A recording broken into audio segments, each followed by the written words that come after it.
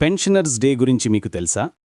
ప్రతి సంవత్సరం డిసెంబర్ 17న మనం ఈ రోజును జరుపుకుంటాం.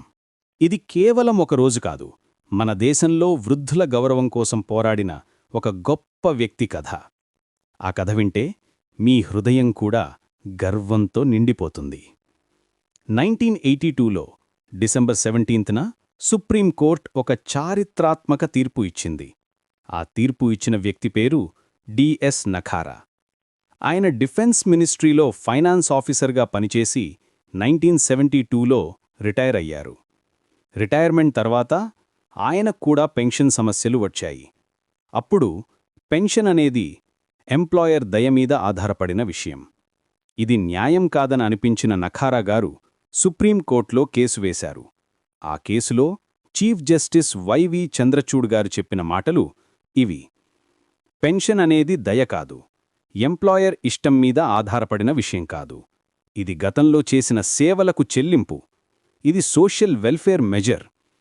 తమ యవ్వన కాలంలో ఎంప్లాయర్ కోసం కష్టపడిన వారికి వృద్ధాప్యంలో సహాయం చేయడం సమాజ న్యాయం. ఈ తీర్పు వల్ల 20 లాఖ్ మంది పెన్షనర్స్కు ప్రయోజనం జరిగింది. ఇది గిన్నిస్ బుక్ ఆఫ్ వరల్డ్ రికార్డ్స్లో కూడా నమోదయింది. పెన్షన్ అనేది కేవలం డబ్బు కాదు, ఇది డిగ్నిటీ, సెక్యూరిటీ, ఇండిపెండెన్స్ ఇస్తుంది. వృద్ధులు తమ బేసిక్ నీడ్స్ తీర్చుకోవచ్చు, హెల్త్ కేర్ ఎక్స్పెన్సెస్ కవర్ చేసుకోవచ్చు. ఇది పావర్టీ రిడక్షన్లో కూడా కీ రోల్ పోషిస్తోంది.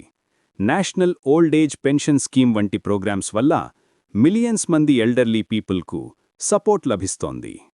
ఈరోజు మనం డిఎస్ నఖారా గారిని గుర్తు చేసుకుంటాం.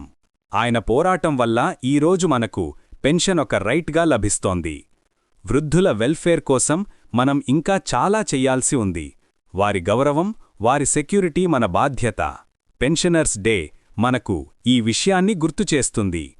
మన వృద్ధులు మన దేశ నిర్మాణంలో కృషి చేశారు. వారికి గౌరవప్రదమైన జీవితం అందించడం మన కర్తవ్యం.